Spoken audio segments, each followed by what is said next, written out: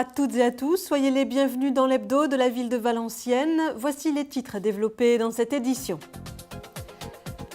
Nous reviendrons en début de ce journal sur les résultats des élections législatives partielles avec le maire de Valenciennes, Laurent de Gallet, incontestablement en tête du premier tour.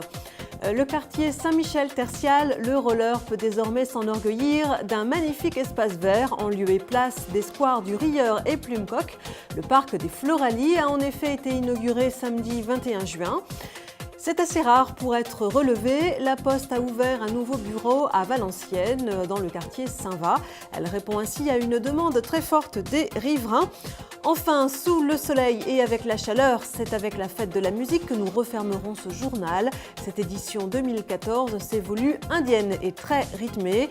Nous vous ferons revivre la soirée sur la place d'Armes avec la compagnie Manjoucherie. 47% des voix pour Laurent de Gallet et l'UDI, 18,6% pour Jean-Luc François Laurent et le FN. Voici donc les deux forces politiques qui s'affronteront au second tour de ces législatives partielles le 29 juin prochain. Le maire de Valenciennes est donc bien parti pour remplacer Jean-Louis Borloo dans le fauteuil de député du Valenciennois. Pour les autres scores, les voici. 10,3% pour Patrick Colebaki et le Front de gauche, 10,2% pour le dissident de droite Didier Legrand, 7,1% pour le PS, Alexandre Rasca. Enfin, Frédéric Bigot pour les Verts fait 3,5%. Autre chiffre notable quand même, celui de l'abstention, 74,2%. Et l'on continue ce journal avec cette belle image de la statue du Rieur qui éclabousse les visiteurs qui passent à ses côtés. Le square des Floralies a ouvert ses portes et a été inauguré samedi 21 juin.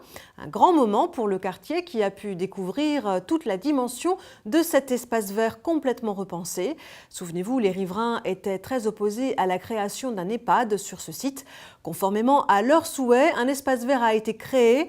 Le Rieur de Félix Desruelles a été remis en eau. Un jardin des 5 sens a été imaginé.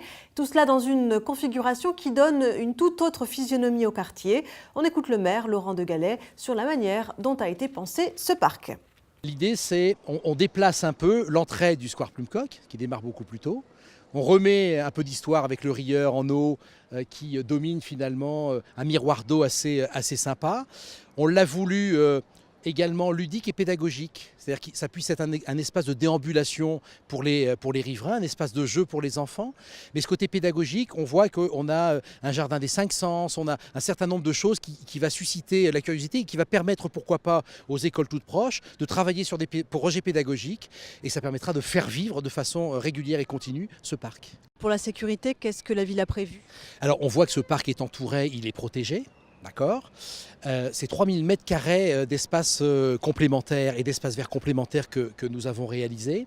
Et sur la partie avant, il y aura de la vidéoprotection. On vient de commander une trentaine de caméras complémentaires qui vont être disséminées sur les quartiers et aussi sur le centre-ville. Eh bien, il y aura 2 caméras également qui vont vidéoprotéger et surveiller en permanence ce square. Ce parc s'appelle donc désormais le square des Floralies. Il y a en effet un lien entre ce nouveau nom et la statue du Rieur qui domine cet espace vert. On écoute les explications historiques de Daniel Capel, l'élu en charge du patrimoine. Alors ce petit garçon espiègle qui a un bandeau autour de la tête, qui est nu, il essaie en fait d'actionner une petite pompe à eau, il essaie d'asperger les gens qui passent autour de cette fontaine. Donc on peut le rapprocher d'une autre statue de Valenciennes qui est la faunesse qu'on connaît au jardin de la Rhônelle, qui elle aussi essaie d'être espiègle auprès du public qui vient dans le jardin. Alors, est-ce que vous pouvez nous dire pourquoi maintenant ce square a été baptisé les Floralies? Quel rapport avec le Rieur? Alors le Rieur en fait a été installé ici il y a 60 ans. Donc aujourd'hui c'est un peu un anniversaire puisqu'en mai 1954, pour honorer un grand événement floral qui était les Floralies de Valenciennes, eh bien on a installé le plâtre de cette statue qu'on doit aux ciseaux d'un artiste valenciennois qui est Félix Desruelles.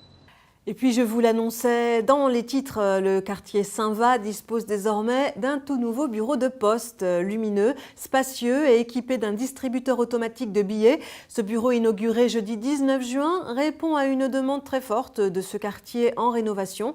Alors dans un contexte économique où la dynamique est plutôt de fermer les bureaux de poste, nous avons demandé à Éric Barbry, le directeur du réseau La Poste du Nord, comment cette ouverture a été possible dans ce quartier. Effectivement, ici on est dans une zone urbaine, donc la problématique est un peu différente de ce qui se passe en zone rurale.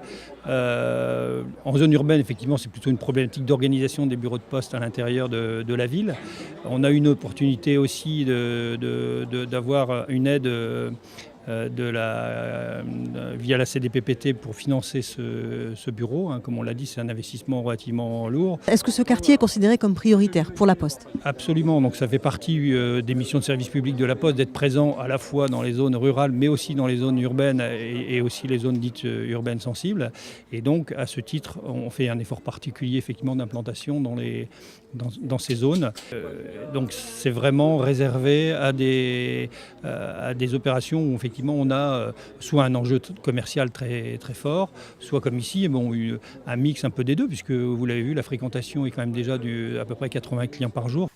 Et puis, au contact de la clientèle tous les jours, Guylaine Huard est en mesure de se rendre compte de l'importance de ce bureau de poste pour les riverains. On écoute son témoignage.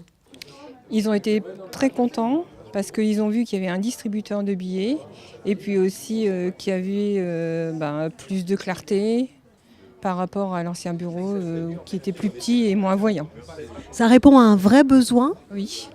Oui, parce qu'ici nous sommes dans une partie de la ville où on est en zone ZUS et donc les gens ils ont quand même beaucoup de difficultés au niveau social, etc. Au-delà du service, que représente ce bureau de poste aussi pour les habitants du quartier ? C'est quand même un lieu convivial et puis aussi un besoin parce que la ville elle est quand même très loin d'ici. Et petit complément d'information, cette ouverture a été rendue possible donc grâce à un financement de la CDPPT, la Commission départementale de présence postale territoriale. C'est une voirie de plus qui est en passe d'être totalement refaite. L'avenue Carnot ainsi que ses trottoirs vont être rénovés, remis aux normes de sécurité et d'accessibilité et redimensionnés.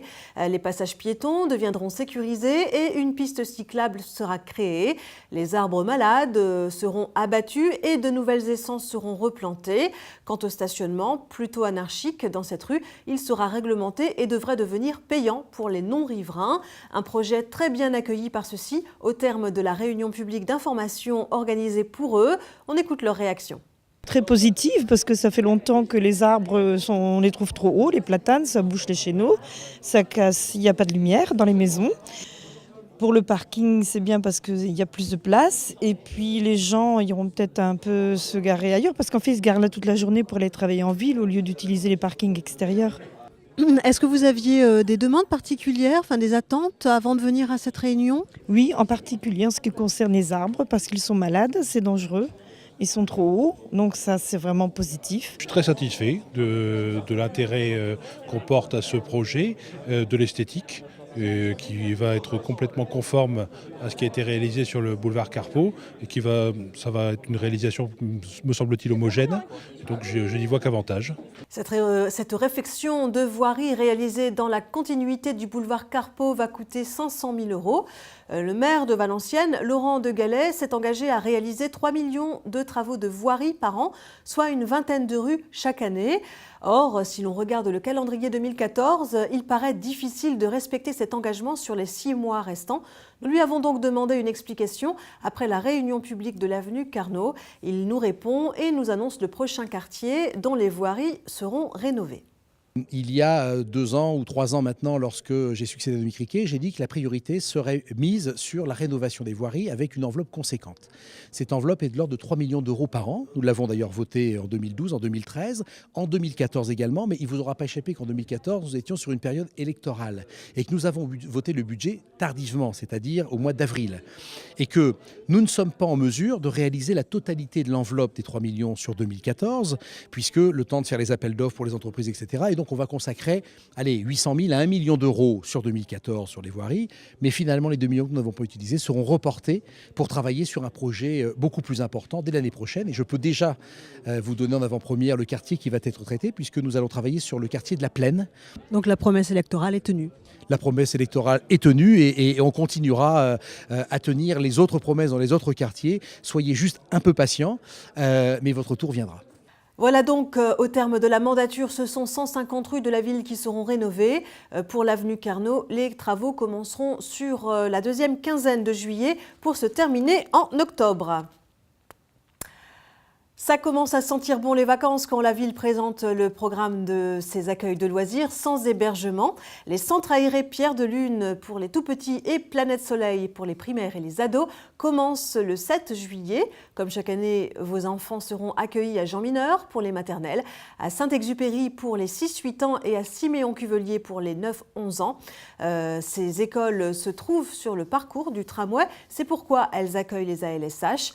Les thèmes des différentes semaines seront basés sur la montagne et les États-Unis, la mer ou encore l'Angleterre, avec comme thème général celui des vacances. Et puis évidemment, des sorties seront proposées aux enfants. On écoute Gwendoline Desforges, l'adjointe en charge de la petite enfance. La ville de Valenciennes organise les ALSH dans les 3 tranches d'âge, dans un esprit ludique et agréable pour les enfants, mais aussi avec un vrai esprit éducatif et pédagogique. Alors le thème de cette année, c'est les vacances. Les sorties sont organisées en fonction des âges des enfants, en fonction des respects de leur rythme, etc. Donc quelques exemples, il va y avoir des sorties au poney par exemple, pour les plus petits. Pour les ados, Linquest à Lille, le Denlis Park pour les 9-11 et de l'acrobranche par exemple pour les 6-8 ans. Le fait d'être valenciennois, est-ce que ça présente un avantage ? Alors, le fait d'être valenciennois présente évidemment un avantage d'un point de vue financier tout d'abord. Les tarifs sont évidemment préférentiels. Maintenant, les ALSH sur la ville de Valenciennes ont beaucoup de succès, donc il n'y a pas vraiment de place pour les non-valenciennois pour ces ALSH. Est-ce qu'il y a encore un peu de place ?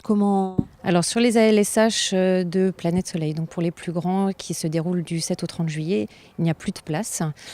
Pour Pierre de Lune, donc les plus petits de 3 à 6, il n'y a plus de place au mois de juillet, il reste quelques places pour le mois d'août, mais pas beaucoup. Donc les parents qui sont intéressés doivent se dépêcher.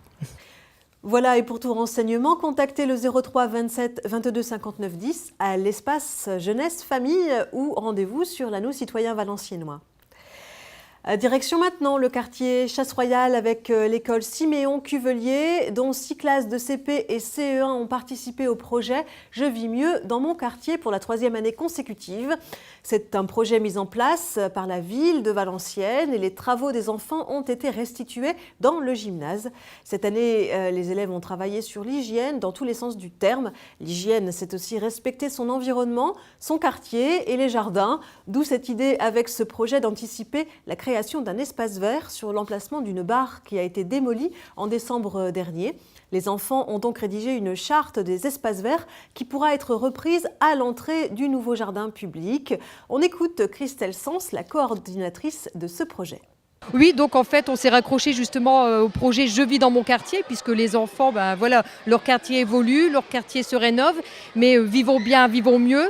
Donc l'hygiène, c'est aussi l'hygiène de vie, mais l'hygiène en général, d'où l'intitulé de ce projet, de cette exposition « Je vis mieux dans mon quartier ».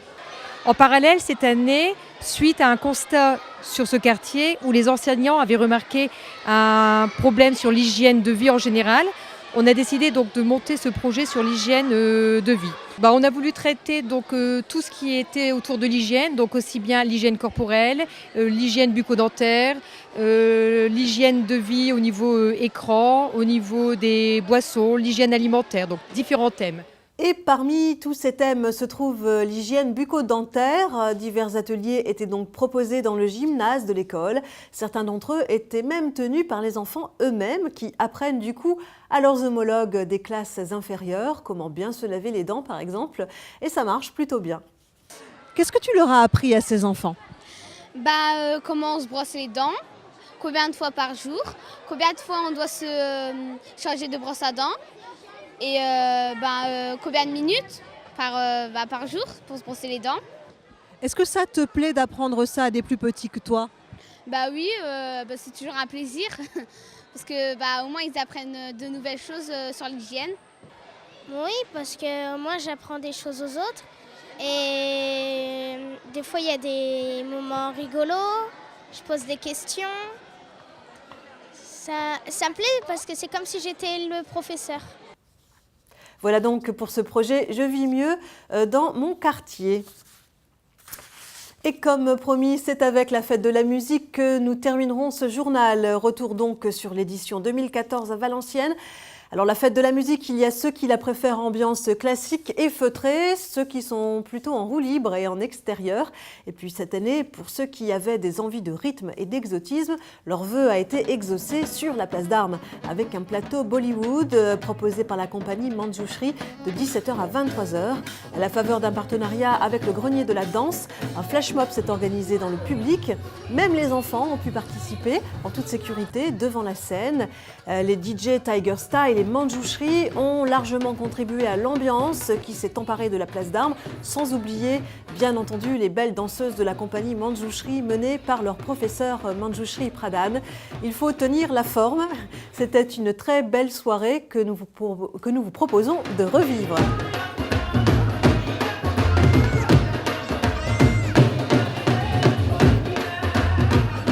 C'est la première fois que j'entends une musique indienne. Et à part que je regarde dans les films, sinon ouais, ça me plaît très bien et je trouve ça super. Ça vous fait penser à quoi? Un peu oriental puisque voilà, ça me rappelle un peu mes origines. Sinon ouais, franchement c'est super.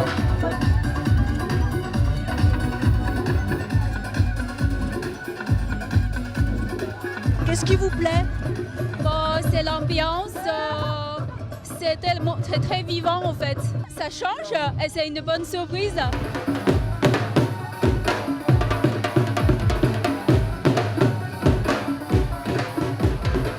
Ça permet aussi de pouvoir découvrir des musiques d'autres pays, d'autres horizons et puis ça permet de découvrir un tout nouvel univers, quoi.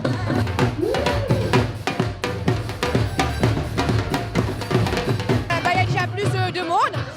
Les musiques, elles s'entraînent plus. Franchement, il y a beaucoup de changements et je trouve que c'est largement mieux cette année. Est-ce que vous passez un bon moment? Très bien. C'est le plus bel endroit de Valenciennes.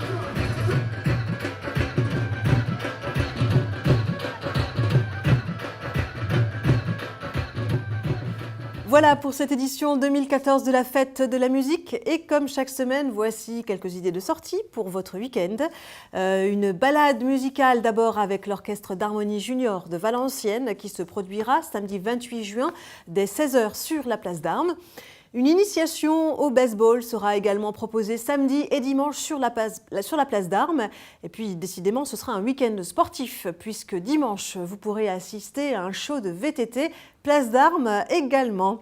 Fin de ce journal, merci de nous suivre, passez une excellente semaine.